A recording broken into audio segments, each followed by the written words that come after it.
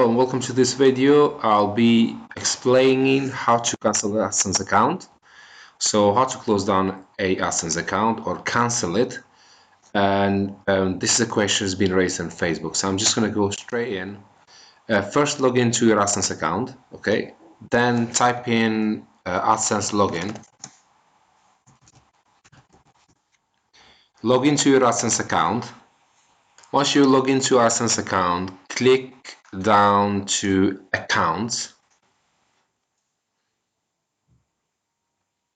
Then once you are into the account, again you click on cancel account. So click this link, cancel account, and then the account will be cancelled very soon from Google. Once account is being cancelled, you will receive one email. You will receive an email basically letting you know that the Adsense account has been shut down or closed. This is how you cancel the Adsense account.